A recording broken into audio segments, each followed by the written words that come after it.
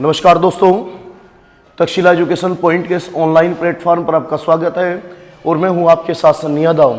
तो देखिए बच्चों, हमारा भारतीय संविधान चला हुआ था और भारतीय संविधान के अंतर्गत हम राष्ट्रपति का अध्ययन कर रहे थे। तो यदि बच्चों राष्ट्रपति की बात की जाए तो हमने जो राष्ट्रपति है पूरा का पूरा वो हमने पढ़ लिया। आपका हमने कहा था कि जो राष्ट्रपति है हमारा वो अनुच्छेद 52 से लेकर 62 तक है। राष्ट्रपति जो है हमारा वो अनुच्छेद 52 से लेकर 62 तक है। तो हमने बच्चों आपके 52 से लेकर 62 तक जितने भी आर्टिकल्स हैं उन सब के बारे में बात कर ली थी कि अनुच्छेद 52 में क्या है, 53 में क्या है, 54 में क्या है, 55 में क्या है, और बच्चों हमने बात कर ली थी 62 तक। फिर इसी के साथ बच्चों जो राष्ट्रपति से जुड़े हुए कुछ महत्वपूर्ण अनुच्छेद हैं, जो इंपॉर्टेंट आर्टिकल्स हैं बच्चों, उनके विषय में भी हमने बात कर ली थी। हमने जो है उन्हें भी पढ़ लिया था। तो आज जो बच्चों हमारा टॉपिक रहेगा बच्चों वो रहेगा राष्ट्रपति की शक्ति, पावर्स ऑफ द प्रेसिडेंट। यानी कि आज हम जो पढ़ेंगे वो राष्ट्रपति की शक्तियां पढ़ेंगे। ठीक है, तो आइए बच्चों हम बात करते हैं राष्ट्रपति की शक्तियों के विषय में। तो टॉपिक है हमारा राष्ट्रपति की शक्तियां।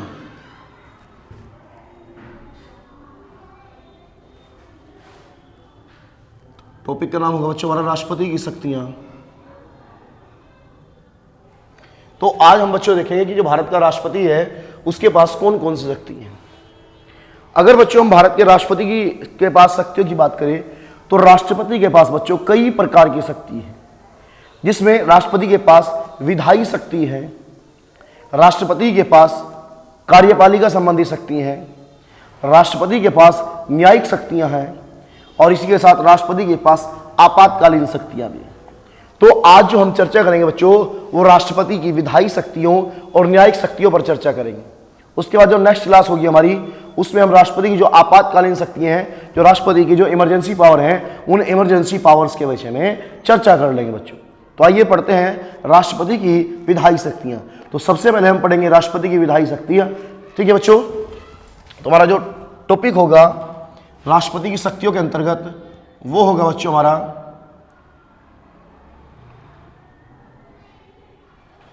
राष्ट्रपति की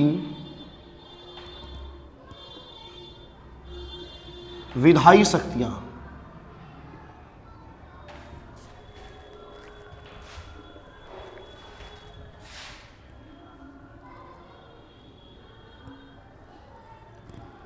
राष्ट्रपति की विधायी शक्तियां।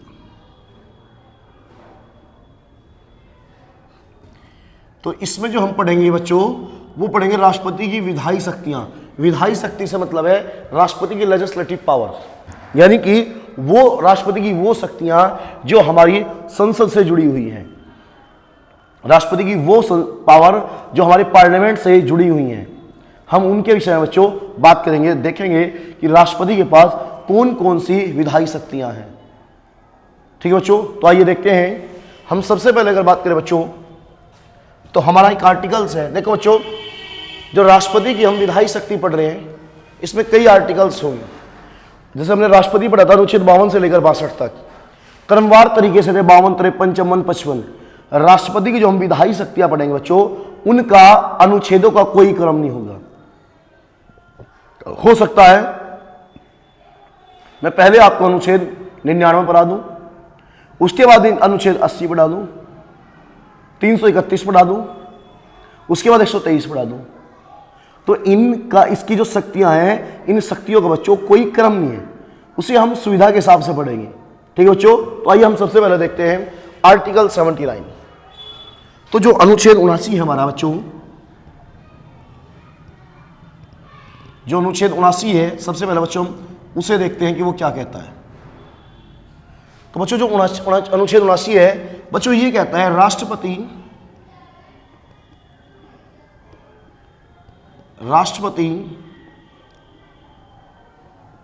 संसद का अंग, राष्ट्रपति संसद का अंग होता है।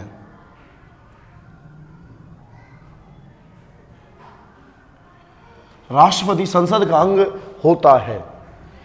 कुछ लोग कहते हैं कि राष्ट्रपति को संसद का अंग माना जाता है। नहीं, राष्ट्रपति को संसद का अंग नहीं माना जाता है, वो भैया संसद का अंग है। और ये बात आर्टिकल 79 अनुच्छेद 79 में लिखी गई है कि जो संसद का निर्माण होगा हमारी, वो राष्ट्रपति, लोकसभा और राज्यसभा के मिलने से होगा। ठीक है बच्चों, इसी के साथ बच्चों एक आर्टिकल और होगा हमारा, और वो होगा बच्चों हमारा अनुच्छेद 99। अनुच्छेद 99, अगर बच्चों हम अनुच्छेद 99 की बात करें तो अनुच्छेद 99 कहता है कि राष्ट्रपति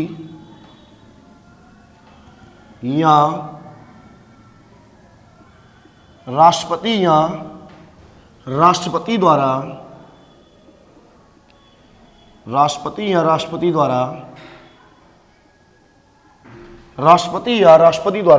नियुक्त व्यक्ति, राष्ट्रपति द्वारा नियुक्त व्यक्ति संसद के सदस्यों को शपथ दिलाने का कार्य करता है,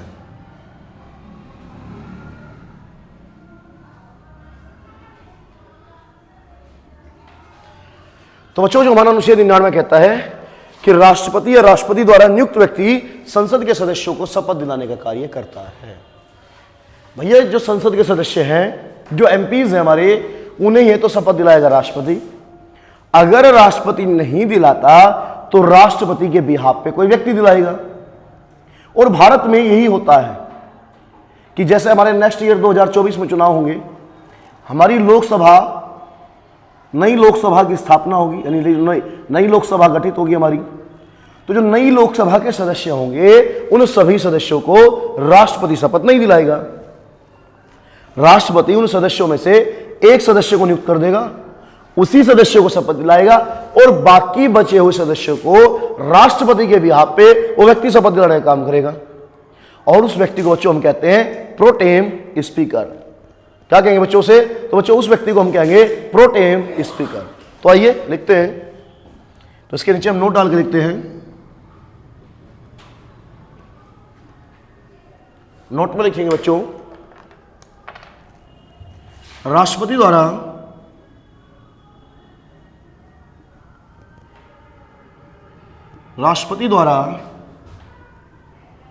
नियुक्त व्यक्ति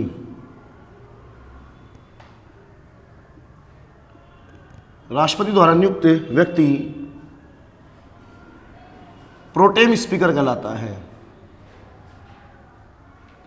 राष्ट्रपति द्वारा नियुक्त व्यक्ति प्रोटेम स्पीकर कहलाता है।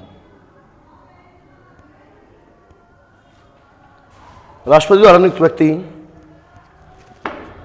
प्रोटेम स्पीकर कहलाता है। राष्ट्रपति द्वारा नियुक्त व्यक्ति प्रोटेम स्पीकर कहलाता है।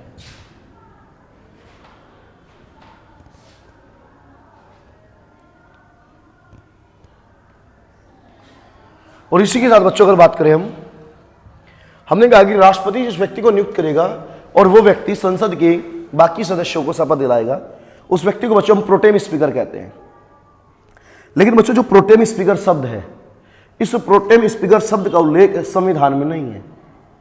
प्रोटेम स्पीकर शब्द का उल्लेख भारतीय संविधान में नहीं है बच्चों। वहां तो बस इतना लिखा हुआ है, राष्ट्रपति या राष्ट्रपति द्वारा नियुक्त व्यक्ति संसद के सदस्यों को शपथ दिलाता है, यानी वहां पे प्रोटेम स्पीकर शब्द का वर्णन नहीं है। तो आइए इस बात को भी हम लिख देते हैं, इस बात को भी हम यहीं पे लिख देते हैं। संविधान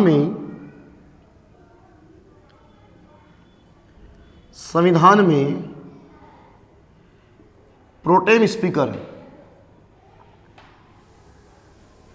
संविधान में प्रोटेम स्पीकर शब्द का वर्णन नहीं है, वर्णन नहीं है। संविधान में प्रोटेम स्पीकर शब्द का वर्णन नहीं है। बच्चों ये कह रहा है कि जो संविधान है, संविधान में प्रोटेम स्पीकर शब्द का वर्णन नहीं है, यानी कि संविधान में प्रोटेम स्पीकर शब्द नहीं लिखा हुआ है। बस वहां पे लिखा है राष्ट्रपति या राष्ट्रपति द्वारा नियुक्त व्यक्ति संसद के सदस्यों को शपथ दिलाता है। तो आइए बच्चों इसी के साथ अब नेक्स्ट अनुच्छेद की बात करें तो हमारा बच्चों एक अनुच्छेद होगा, और बच्चों वो अनुच्छेद होगा हमारा 80 का 3। वो अनुच्छेद होगा बच्चों हमारा 80 का 3। एक आर्टिकल हमारा 80 और आर्टिकल 80 की बात की जाए बच्चों तो अनुच्छेद 80 में हमारा है, अनुच्छेद 80 में हमारी राज्यसभा है। तो जो अनुच्छेद 80 में हमारी राज्यसभा है तो उसी 80 का एक तीसरा पार्ट है आपका, ठीक है। तो इसमें बच्चों लिखा हुआ है कि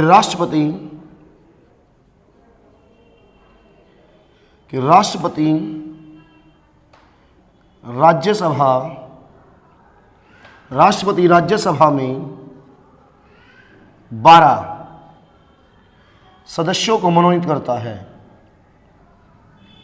राष्ट्रपति राज्यसभा में 12 सदस्यों को मनोनीत करता है।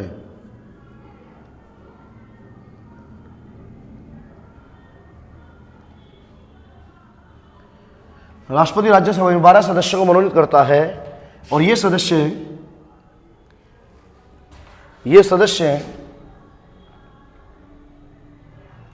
निम्नलिखित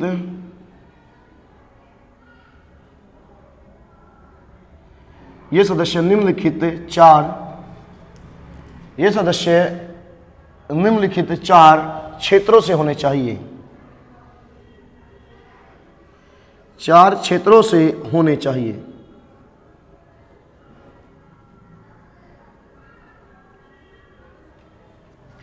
और बच्चों अगर 4 क्षेत्रों की बात करें तो वो कौन कौन से 4 क्षेत्र होंगे? तो क्षेत्र होंगे बच्चों हमारे, इसमें हमारा एक होगा विज्ञान, एक होगा कला, एक होगा साहित्य और हमारा एक होगा समाज सेवा। ये हमारे 4 क्षेत्र होंगे, विज्ञान, कला, साहित्य, समाज सेवा। इन 4 क्षेत्रों में जिस भी व्यक्ति ने विशिष्ट योगदान दिया होगा, राष्ट्रपति मंत्रिपरिषद की सलाह से उस व्यक्ति को राज्यसभा में मनोनीत कर देगी।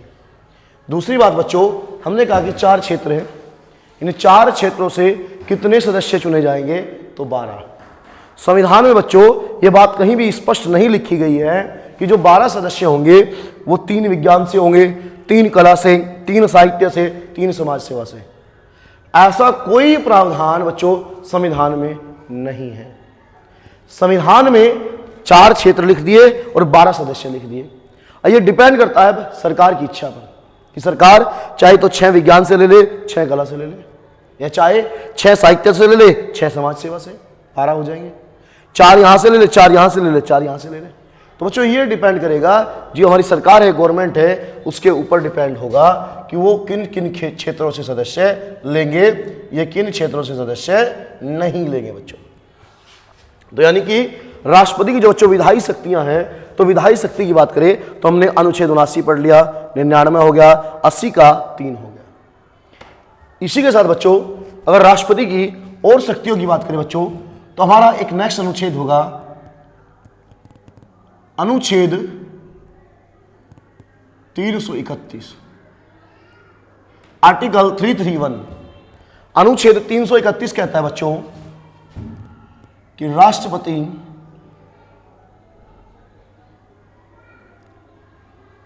लोकसभा में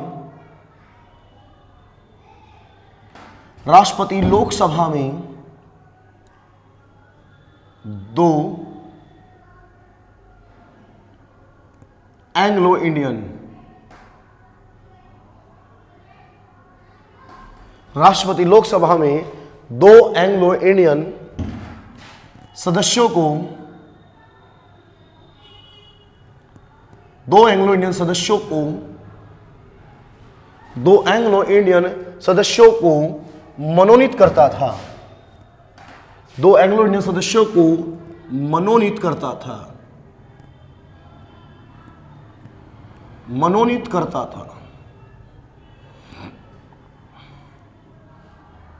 देखो बच्चों, हमारा जो राष्ट्रपति है वो लोकसभा में पहले क्या करता था? लोकसभा में 2 एंग्लो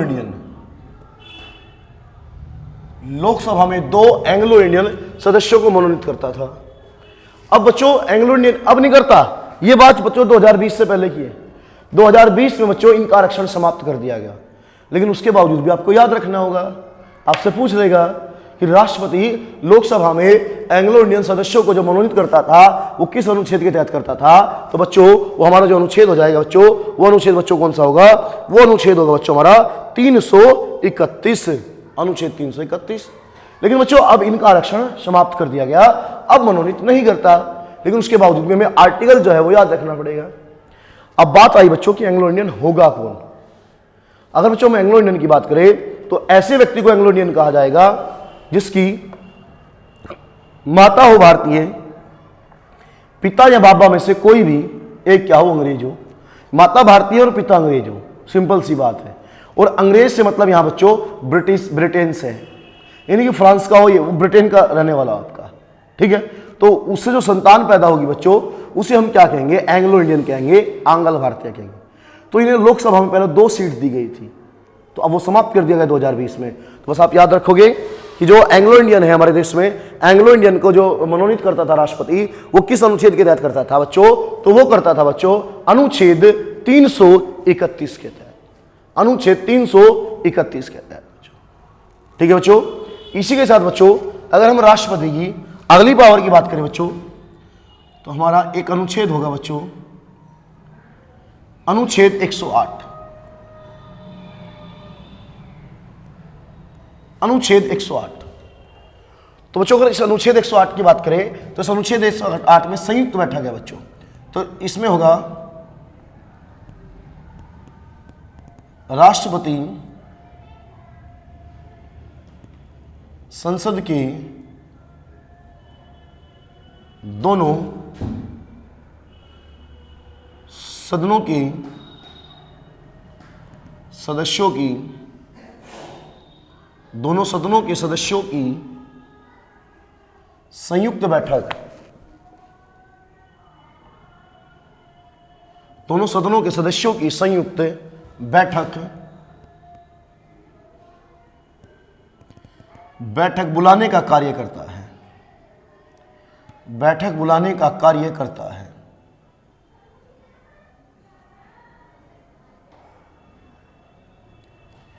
देखो बच्चों हमारी संसद के 2 सदन हैं, हमारी पार्लियामेंट के 2 सदन हैं, एक है बच्चों लोकसभा और एक है बच्चों राज्यसभा। अगर संसद की बात करें आर्टिकल है 79 में, लोकसभा की बात करें अनुच्छेद 81 में, और राज्यसभा की बात करें बच्चों तो राज्यसभा है हमारी अनुच्छेद 80 में। तो बच्चों अनुच्छेद 108 कहता है कि राष्ट्रपति संसद के दोनों सदनों के सदस्यों की संयुक्त बैठक बुलाने का कार्य करता है। इसका मतलब यह बच्चों हमारे देश में जब भी कोई चीज कानून बनती है तो पहले उसका एक प्रारूप तैयार किया जाता है और उसे बोलते हैं बच्चों हम विधेयक, उसे बोलते हैं विधेयक, और इंग्लिश में बच्चों उस चीज को हम बोलते हैं बिल। हिंदी में विधेयक कहेंगे, इंग्लिश में बिल कहेंगे। तो बच्चों उस बिल को हम मान लीजिए पहले कहा लाए लोकसभा में, और लोकसभा में बिल पास हो गया, यानी यहाँ के जो सदस्य थे वो उन्होंने बहुमत के आधार पर से पास कर दिया। लेकिन उसके बाद वो बच्चों कहाँ गया, राज्यसभा में, लेकिन राज्यसभा में वो फेल हो गया। सरकार कुछ दिन बाद फिर लाई उसे, फिर यहाँ लाई, वो फिर नहीं हो पाया। सरकार फिर लेकर आई यहाँ पे, लेकिन उसके बाद वो फिर यहाँ से पास नहीं हो रही। तो ऐसी परिस्थिति में सरकार, मंत्रिपरिषद जो है वो राष्ट्रपति के पास जाएगी और यही कहेगी कि संसद के दोनों सदनों की संयुक्त बैठक बुलाओ। भाई अब तक तो अलग अलग सदन में पास करना है, लेकिन जब संयुक्त बैठक होगी बच्चों तो सारे सदन के सदस्य एक जगह बैठेंगे, लोकसभा प्लस राज्यसभा। फिर वहां पर उनके सामने वो विधेयक रखा जाएगा और विधेयक के जिस हिस्से पर आपत्ति होगी उस पर बहस होगी और उसके बाद आखिरी में फाइनल वोटिंग होगी और अब की बार सरकार उसे पास करा ले जाएगी। क्योंकि पहले चाहिए था बहुमत 50% प्लस 1, यहां का अलग यहां का अलग, अब दोनों का कंबाइंड चाहिए, ठीक है। और आपको पता लोकसभा में सदस्य ज्यादा है 543 है और राज्यसभा में 245 है, तो इस प्रकार बहुमत जो है वो लोकसभा के पाले में होगा तो लोकसभा से पास करा ले जाएगा बच्चों, ठीक है। तो आइए अब आगे बढ़ते हैं बच्चों। इस संयुक्त बैठक के विषय में ही एक पॉइंट और लिखते हैं। याद रखना बच्चों, जो संयुक्त बैठक होगी हमेशा इसकी जो अध्यक्षता करेगा वो लोकसभा का अध्यक्ष करेगा बच्चों। तो मैं यहां पे नोट डालकर लिखता हूं,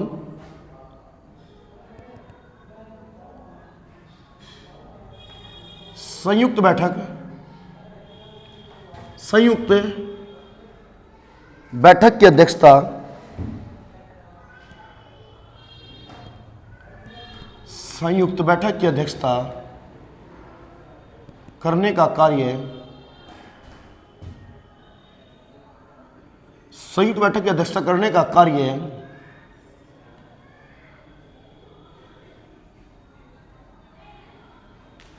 संयुक्त बैठक की अध्यक्षता करने का कार्य लोकसभा का अध्यक्ष करता है।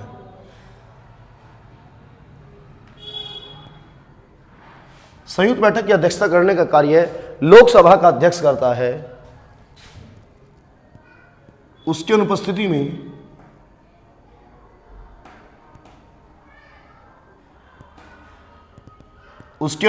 में यह कार्य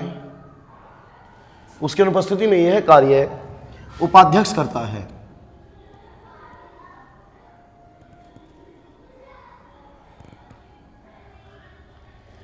भाई अगर लोकसभा का अध्यक्ष नहीं आया तो उस बैठक की अध्यक्षता कौन करेगा बच्चों? उपाध्यक्ष करेगा। और बच्चों अगर उपाध्यक्ष भी नहीं आया तो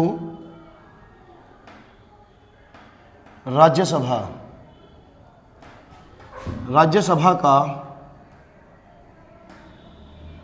उपसभापति, तो राज्यसभा का उपसभापति करता है। बच्चों ये बात याद रखना, किसी भी परिस्थिति में राज्यसभा का जो सभापति है वो संयुक्त बैठक की अध्यक्षता नहीं करेगा। वो नहीं करेगा, उसका कारण ये है क्योंकि जो बैठक है, इस बैठक में लिखा हुआ है संसद के दोनों सदनों के सदस्यों की संयुक्त बैठक। जबकि जो राज्यसभा का सभापति है वो राज्यसभा का हेड है, राज्यसभा का सभापति है, लेकिन वो राज्यसभा का सदस्य नहीं है। ठीक है बच्चों, तो यहां तक बात क्लियर हुई। इसी के साथ बच्चों अगर हम बात करें, हमारे देश में आज तक 3 बार संयुक्त बैठक बुलाई गई है। 3 बार संयुक्त बैठक जो है वो बुलाई गई है। तो आइए लिखते हैं, यहीं पे पॉइंट डाल के लिख देते हैं बच्चों।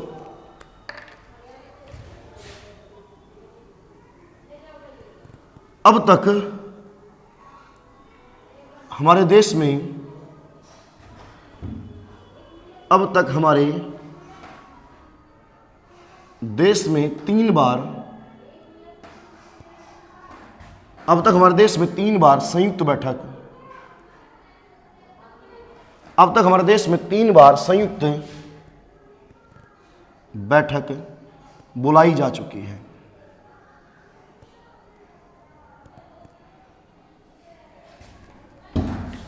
अब तक हमारे देश में 3 बार संयुक्त बैठक बुलाई जा चुकी है।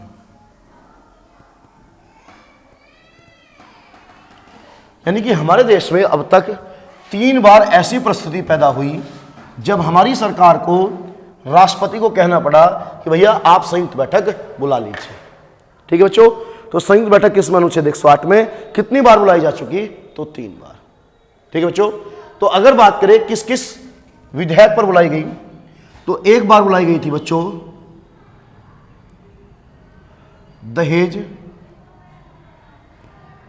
निषेध अधिनियम पर, दहेज निषेध अधिनियम पर। दूसरी बार जो बच्चों बुलाई गई थी वो बुलाई गई थी बैंकिंग सर्विसेज अधिनियम पर, बैंकिंग सर्विसेज अधिनियम,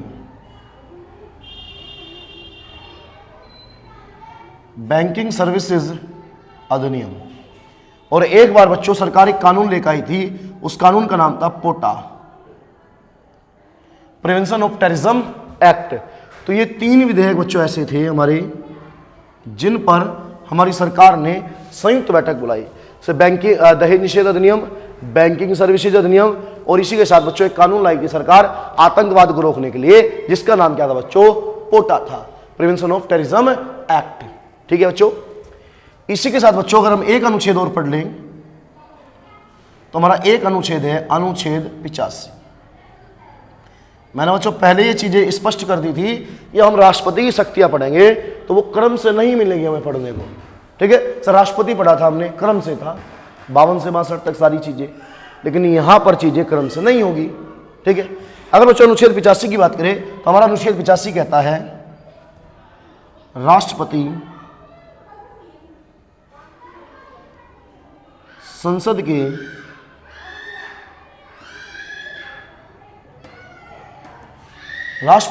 के सत्र को बुलाने, सत्रावसान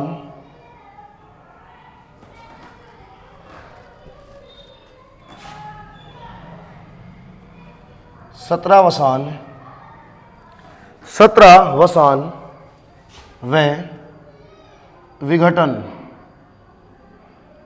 सत्रावसान व विघटन करने का, सत्रावसान व विघटन करने का कार्य करता है, विघटन करने का कार्य करता है,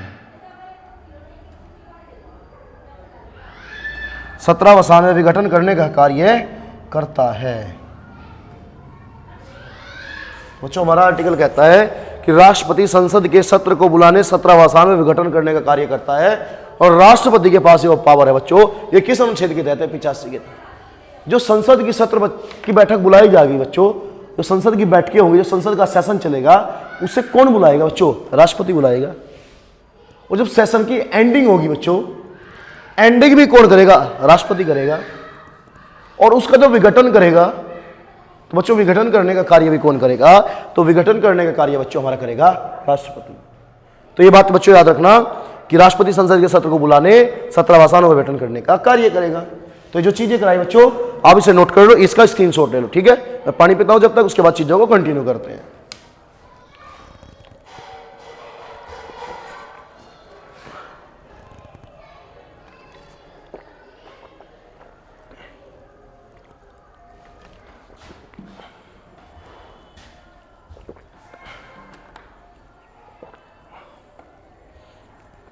चलिए बच्चों अब चीजों को कंटिन्यू करते हैं और राष्ट्रपति की जो शक्ति है आज उन्हें हम समाप्त करते हैं। तो इसे मैं रफ करता हूं और जो हमारी अगली शक्ति है राष्ट्रपति की, उन शक्तियों पर एक चर्चा करते हैं। तो यहाँ पे सेम वही विधायी शक्ति हमारी चली हुई है राष्ट्रपति की, तो इसे हम रफ नहीं करेंगे क्योंकि जितनी हमने पढ़ी बच्चों सारी की सारी राष्ट्रपति की विधायी शक्तियाँ हैं, सारी की सारी जो है हमारी विधायिका से जुड़ी पावर्स हैं। ठीक है बच्चों, तो देखते हैं और राष्ट्रपति की कौन कौन सी विधायी शक्ति हैं।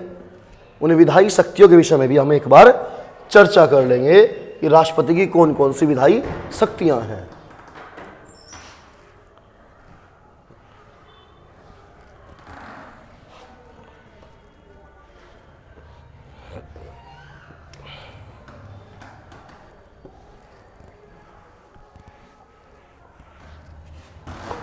तो चलिए बच्चों कंटिन्यू करते हैं राष्ट्रपति की विधायी शक्तियों के विषय में। ठीक है, हमने विधायी शक्तियां पढ़ ली बहुत सारी, कुछ बची हुई ना आगे बढ़ाते हैं। तो बच्चों राष्ट्रपति की जो विधायी शक्तियां हैं उन्हीं में बच्चों एक शक्ति है जिसे हम कहते हैं अध्यादेश की शक्ति। और जो बच्चों अध्यादेश की शक्ति है वो हमारी अनुच्छेद 123 में है। तो आइए देखते हैं उसके विषय में। तो हम यहां लिखेंगे अनुच्छेद 123, अनुच्छेद 123, और इस अनुच्छेद 123 में लिखेंगे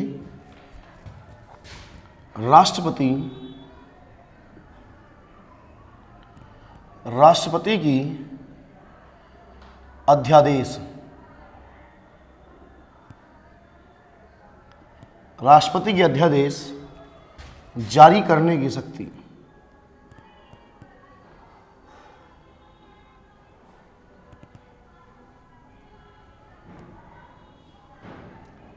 राष्ट्रपति की अध्यादेश जारी करने की शक्ति।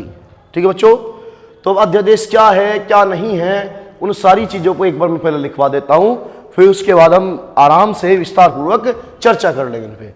देखिए हम इसी अध्यादेश में लिखते हैं, संसद का सत्र न चलने पर राष्ट्रपति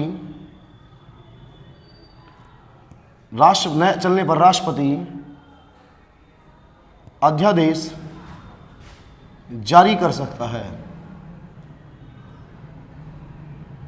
अध्यादेश जारी कर सकता है। संसद का सत्र न चलने पर राष्ट्रपति अध्यादेश जारी कर सकता है। और अगले अगर बिंदु की बात करें तो अध्यादेश एक निश्चित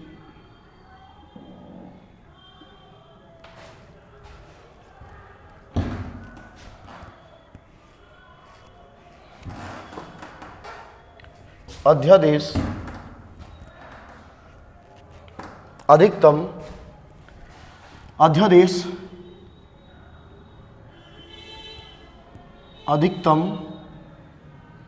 6 माह, अध्यादेश अधिकतम 6 माह तक वैध होता है।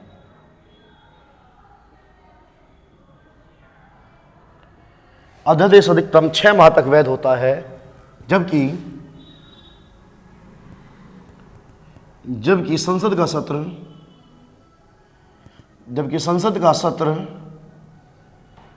चलने के बाद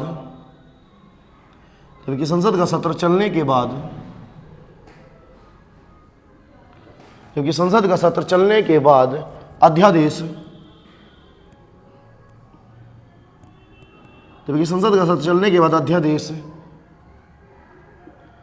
6 सप्ताह तक वैध होता है। जब संसद का सत्र चलने के बाद अध्यादेश 6 सप्ताह तक वैध होता है।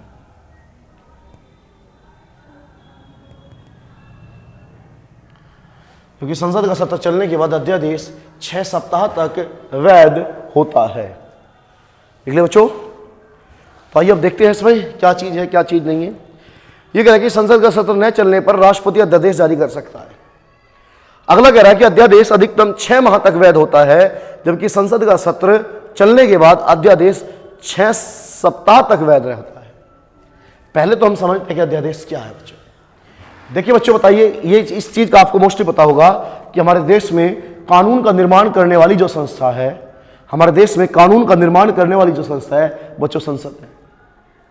हमारे देश में जो कानून का निर्माण करती है बच्चों, संसद करती है।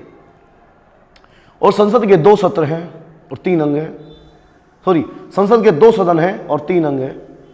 अगर सदन की बात की जाए तो लोकसभा है, राज्यसभा है, राष्ट्रपति है। और सदन की बात की जाए तो लोकसभा है और राज्यसभा है। और अंग की बात कही जाए तो लोकसभा है, राज्यसभा, राष्ट्रपति है। अंग कितने हुए? 3।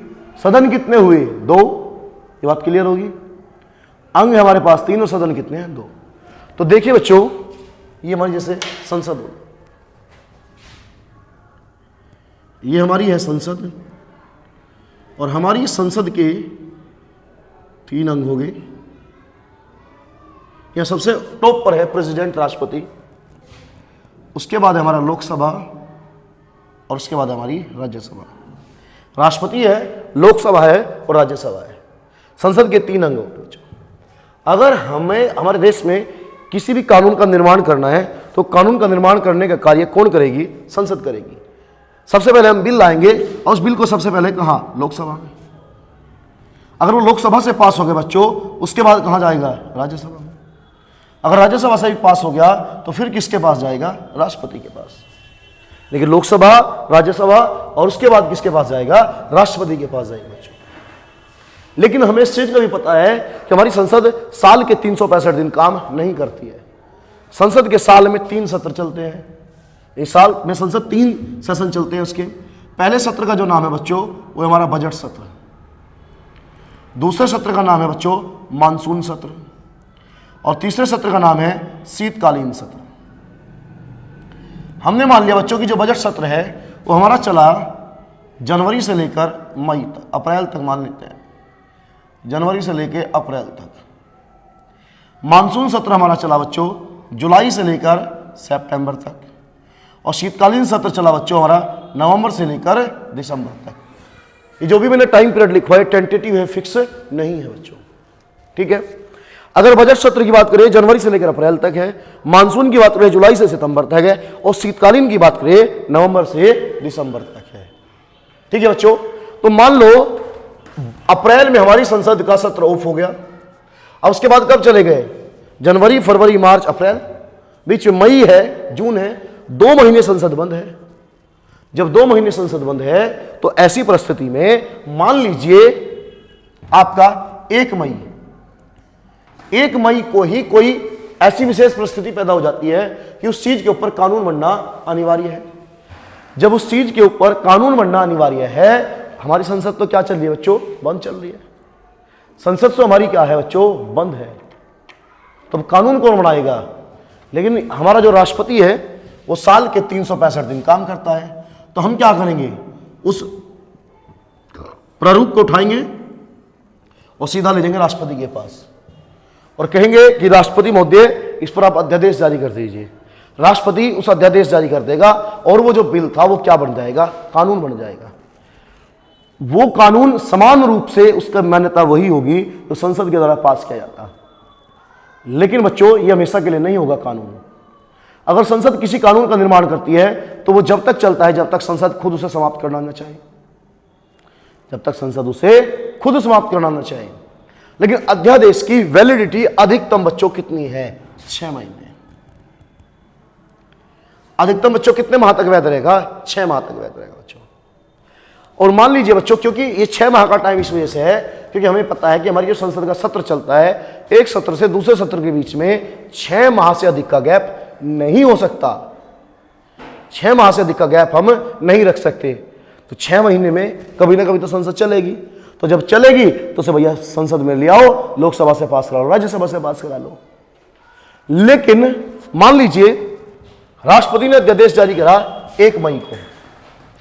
जब 1 मई को जारी करा राष्ट्रपति ने अध्यादेश, तो वैलिड कितने दिन के लिए है? 6 महीने के लिए। लेकिन बच्चों मान के चलो 1 मई को अध्यादेश जारी करा राष्ट्रपति ने और हमारा 15 मई को ही हमारी जो संसद थी वो चलने लगी। तो अब ये जो वैलिड होगा बच्चों, ये 6 महीने के लिए वैलिड नहीं है। अब इसका टाइम जो बच्चों होगा वो कितना होगा? 6 सप्ताह होगा। 6 सप्ताह के अंदर अंदर हमें संसद से पारित कराना होगा। अगर पारित नहीं कराएंगे तो ये आपका जो है अवैध हो जाएगा, ये इनवैलिड हो जाएगा, ये कानून मान्य नहीं होगा। ठीक है बच्चों, तो मैं उम्मीद करता हूं आपके अध्यादेश जो है वो समझ में आ गया होगा। ये अगर अध्यादेश से संबंधित, ये जो विधायी शक्तियों संबंधित अगर आपका कोई भी सवाल है तो आप कमेंट बॉक्स में लिख सकते हैं और हम वहां पे इसका रिप्लाई करते हैं। तो आइए बच्चों, अब राष्ट्रपति की अगली विधायी शक्ति की ओर पढ़ते हैं। तो अगली विधायी शक्ति की बात करें तो राष्ट्रपति से संबंधित बच्चों एक अनुच्छेद है और वो अनुच्छेद है बच्चों 111 111 अनुच्छेद है हमारा 111 111 है। अगर बच्चों हम अनुच्छेद 111 की बात करें तो अनुच्छेद 111 में राष्ट्रपति की वीटो शक्ति है बच्चों। लिखते हैं राष्ट्रपति की वीटो शक्ति। राष्ट्रपति की वीटो शक्ति, तो अनुच्छेद 111 में राष्ट्रपति की वीटो शक्ति है। अगर बच्चों हम राष्ट्रपति की वीटो शक्ति की बात करें तो बच्चों जो भारत का राष्ट्रपति है उसके पास 3 प्रकार की वीटो शक्ति है। आइए देखते हैं कौन कौन सी है। तो हम यहां पे नोट डाल के लिखते हैं, इसके नीचे बच्चों हम नोट डाल के लिखते हैं और नोट में हम लिखेंगे भारत के राष्ट्रपति के पास 3 प्रकार की वीटो शक्ति है।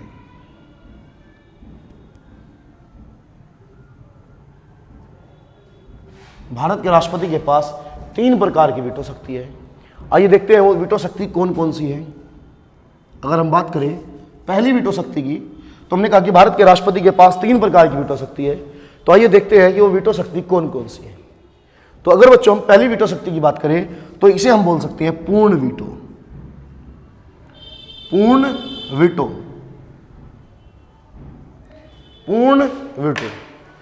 और बच्चों पूर्ण वीटो को ही हम आत्यांतिक वीटो भी कहते हैं। आत्यांतिक वीटो। तो बच्चों पूर्ण वीटो, ये आत्यांतिक वीटो, अभी समझेंगे इनके बारे में क्या है। दूसरी बात करें तो बच्चों दूसरी होगी हमारी निलंबनकारी वीटो। निलंबनकारी वीटो। और बच्चों तीसरी शक्ति की बात करी जाए तो तीसरी होगी बच्चों हमारी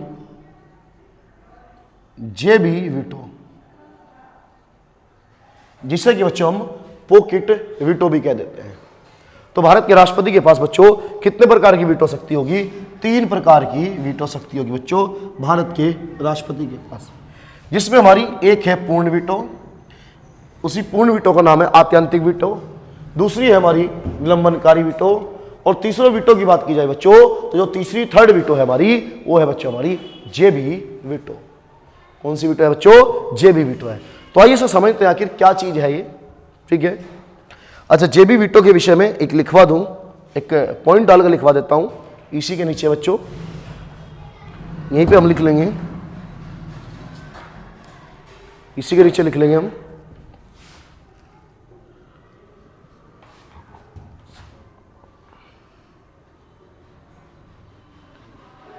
जेबी वीटो।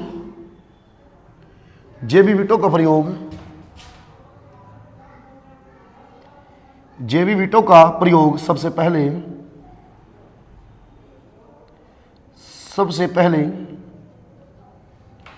जेबी वीटो का प्रयोग सबसे पहले 1986 में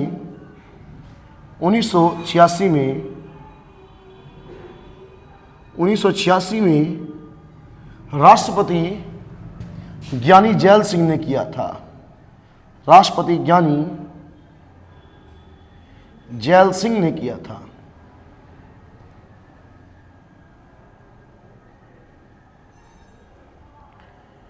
जेबी वीटो का प्रयोग क्या लिख दिया बच्चों हमने? जेबी वीटो का प्रयोग सबसे पहले 1986 में राष्ट्रपति ज्ञानी जैल सिंह ने किया था। एक अधिनियम था बच्चों, उसका नाम था डाकघर संशोधन अधिनियम 1986, उस पर प्रयोग किया था। वो हमें लिखने की आवश्यक्ता नहीं है, बस इतना याद रखो प्रयोग करने वाले राष्ट्रपति ज्ञानी जैल सिंह थे। कब किया? तो 1986 में किया, ठीक है बच्चों। तो आइए समझते हैं ऐसे क्या है ये वीटो शक्ति, क्या नहीं है। देखिए बच्चों, हमारे देश में कानून का जो निर्माण करती है बच्चों वो कौन करती है? संसद। और संसद के 3 अंग हैं, यहाँ पर राष्ट्रपति है, एक हमारा लोकसभा है और एक बच्चों हमारा राज्यसभा है। बच्चों जब सरकार कोई कानून बनाएगी तो सरकार सबसे पहले बिल लेकर आएगी, विधेयक लेकर आएगी, तो उस विधेयक को सबसे पहले लोकसभा में, उसके बाद राज्यसभा में। लोकसभा के पास बच्चों ये अधिकार है, वो चाहे तो उस बिल को रोक सकती है और चाहे तो पास कर दे। अगर लोकसभा से बच्चों बिल पारित हो गया तो उसके बाद किसके पास जाएगा? राज्यसभा के पास। तो राज्यसभा के पास भी यह अधिकार है, वो चाहे तो उसे पारित कर दे, चाहे तो उसे रोक दे। अगर वो यहां से भी पास हो गया, यहां से भी पास हो गया, फिर किसके पास जाएगा बच्चों? राष्ट्रपति के पास जाएगा। अब ये कहा गया जब इन दोनों के पास ये पावर है तो भैया राष्ट्रपति के पास भी तो कुछ शक्ति होनी चाहिए। तो इसी के लिए राष्ट्रपति को दी गई, हमारे राष्ट्रपति को वीटो पावर दी गई। और कितने प्रकार की वीटो है? 3, पूर्ण, निलंबनकारी, जेबी वीटो। मान लीजिए कोई विधेयक है, कोई बिल है, और वो बिल हमारा पास हो गया लोकसभा से भी राज्यसभा से भी, और उसके बाद किसके पास गया? राष्ट्रपति के पास। राष्ट्रपति ने कहा बिल तो बहुत बढ़िया है, कोई दिक्कत नहीं है, ठीक है। देखिए लोकसभा से पास हो गया, राज्यसभा से पास हो गया, और उसके बाद किसके पास गया? राष्ट्रपति के पास गया। तो राष्ट्रपति ने कहा कि भाई मैं इस बिल पे बिल्कुल साइन नहीं करूंगा, इस बिल पे बिल्कुल हस्ताक्षर नहीं करूंगा। तो इसका मतलब यह होगा कि राष्ट्रपति ने इस पर कौन सी वीटो का प्रयोग किया? तो बच्चों राष्ट्रपति ने इस पर प्रयोग किया पूर्ण वीटो, यानी कि पूरी तरीके से उस पर साइन करने से मना कर दिया। तो कौन सी वीटो होगी? पूर्ण वीटो। और पूर्ण वीटो का बच्चों दूसरा नाम क्या है हमारा? आत्यांतिक वीटो है। तीसरा है बच्चों निलंबनकारी वीटो। निलंबनकारी वीटो में यह होगा बच्चों कोई विधेयक है, लोकसभा से पास हुआ, राज्यसभा से पास हुआ, और उसके बाद राष्ट्रपति के पास गया। राष्ट्रपति ने कहा बच्चों बिल विधेयक बहुत बढ़िया है, लेकिन इस विधेयक के पेज नंबर 5 पर लाइन नंबर 4 पर मुझे आपत्ति है, आप इसे चेंज कर दो, उसके बाद मैं इसमें साइन कर दूंगा। तो राष्ट्रपति ने क्या करा, उसे ऐसे ही वापस भेज दिया। तो इस वीटो को हम बच्चों कहेंगे निलंबनकारी वीटो, सस्पेंशन वीटो कहेंगे आप। लेकिन अगर हमारी संसद ने बिना कोई चेंज करे उसे फिर वापस ऐसे ही भेज दिया, तो अब राष्ट्रपति की मजबूरी होगी कि अब राष्ट्रपति को उस पर हस्ताक्षर करने पड़ेंगे। और तीसरी टाइप कौन सी है बच्चों, जेबी वीटो।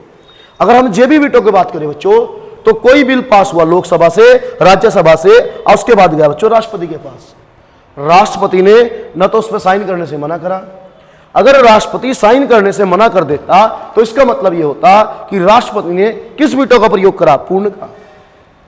अगर पुनर्विचार के लिए बच्चों राष्ट्रपति वापस भेज देता तो इसका मतलब यह होता बच्चों कि राष्ट्रपति ने कौन सी वीटो का प्रयोग करा, निलंबनकारी वीटो का, निलंबनकारी वीटो का। लेकिन राष्ट्रपति ने न तो साइन करने से मना करा, न पुनर्विचार के लिए वापस भेजा। तो हम ये मानेंगे कि राष्ट्रपति ने उस पर कौन सी वीटो का प्रयोग करा, जेबी वीटो का प्रयोग करा, उठा के अपनी जेब में रख लिया। तो कौन सी वीटो होगी, जेबी वीटो। ठीक है बच्चों, तो ये हमारी राष्ट्रपति की विधायी शक्तियां थी। इन्हीं विधायी शक्तियों के साथ साथ बच्चों आज हम राष्ट्रपति की न्यायिक शक्तियों को भी देख लेते हैं। राष्ट्रपति की 2-3 केवल न्यायिक शक्ति है, उन्हें समाप्त कर लेंगे, फिर मोस्टली राष्ट्रपति की जो शक्तियां हैं वो कवर अप हो जाएंगी। तो बस एक टॉपिक बचेगा हमारा इमरजेंसी वाला, आपातकाल वाला, और आपातकाल को जो हम करेंगे वो नेक्स्ट क्लास में कर लेंगे। तो आइए अब हम देखते हैं राष्ट्रपति की न्यायिक शक्तियां। तो हम यहां लिखते हैं राष्ट्रपति की न्यायिक शक्तियां, राष्ट्रपति की न्यायिक शक्तियां।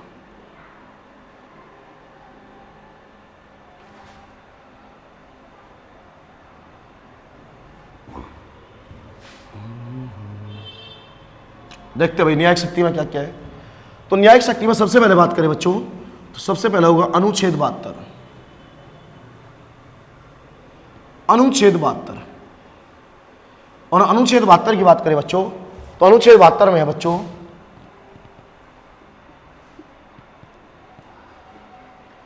राष्ट्रपति की समाधान की शक्ति, राष्ट्रपति की समाधान की शक्ति। यानी कि अगर किसी व्यक्ति को उच्च न्यायालय ने सजा दे दी, उच्चतम न्यायालय ने भी सजा दे दी, तो बच्चों अपने क्षमा की माफी के लिए राष्ट्रपति के पास याचिका डाल सकता है, और राष्ट्रपति अनुच्छेद 72 के तहत उसकी सजा को माफ कर सकता है। वो राष्ट्रपति के ऊपर डिपेंड होगा, ये राष्ट्रपति की स्वविवेक की शक्ति है बच्चों। ठीक है, एक नोट डाल के लिख लेंगे इसी के साथ बच्चों, और नोट में हम लिखेंगे राष्ट्रपति सैन्य न्यायालय, सैन्य न्यायालयों द्वारा, राष्ट्रपति सैन्य न्यायालयों द्वारा दी गई सजा को भी, दी गई राष्ट्रपति सेना न्यायालय द्वारा दी गई सजा को भी माफ कर सकता है, माफ कर सकता है। कारण यह है बच्चों कि जो भारत का राष्ट्रपति है, भारत का राष्ट्रपति तीनों सेनाओं का चीफ कमांडर है। इस वजह से राष्ट्रपति उनके कोर्ट के द्वारा, सैनिक कोर्ट के द्वारा दी गई सजा को भी कम कर सकता है। इसी के साथ बच्चों राष्ट्रपति से संबंधित एक न्यायिक शक्ति और है, और वो है अनुच्छेद 143। अनुच्छेद 143 कहता है बच्चों कि राष्ट्रपति सर्वोच्च न्यायालय, राष्ट्रपति सर्वोच्च न्यायालय, राष्ट्रपति सर्वोच्च न्यायालय से परामर्श ले सकता है। अगर राष्ट्रपति को किसी विधि के विषय पर सुप्रीम कोर्ट से सलाह लेनी है तो भैया वो ले सकता है। और आगे लिखेंगे सर्वोच्च न्यायालय, सर्वोच्च न्यायालय द्वारा, सर्वोच्च न्यायालय द्वारा, सर्वोच्च न्यायालय द्वारा दी गई सलाह को मानने के लिए मानने के लिए, सर्वोच्च न्यायालय द्वारा दी गई सलाह को मानने के लिए राष्ट्रपति बाध्य नहीं है। राष्ट्रपति बाध्य नहीं है। राष्ट्रपति बाध्य नहीं है। सर्वोच्च न्यायालय द्वारा दी गई सलाह को मानने के लिए राष्ट्रपति बाध्य नहीं है, कि राष्ट्रपति ने जो सर्वोच्च न्यायालय से सलाह ली है उस सलाह को मानने के लिए राष्ट्रपति बाध्य नहीं है। यह राष्ट्रपति का स्वविवेक होगा कि वो सलाह को माने या ना माने। तो बच्चों, राष्ट्रपति की अगर न्यायिक शक्तियों की बात की जाए तो ये दो प्रमुख न्यायिक शक्ति थी। 72 के तहत समाधान की शक्ति और अनुच्छेद 143 के तहत सुप्रीम कोर्ट से सलाह ले सकता है। इसी के साथ बच्चों अगर बात की जाए तो हमारा राष्ट्रपति की एक क्लास और लगेगी जिसमें हम पढ़ेंगे राष्ट्रपति की आपातकालीन शक्ति, इमरजेंसी पावर के बारे में। उसके बाद हमारा राष्ट्रपति बिल्कुल खत्म हो जाएगा। उसके बाद फिर हम उपराष्ट्रपति, प्रधानमंत्री और इसी तरीके से क्रम से हम संविधान को खत्म कर लेंगे। तो बच्चों, आज के लिए इतना ही। तो मिलते हैं नेक्स्ट क्लास में, तब तक के लिए जय हिंद।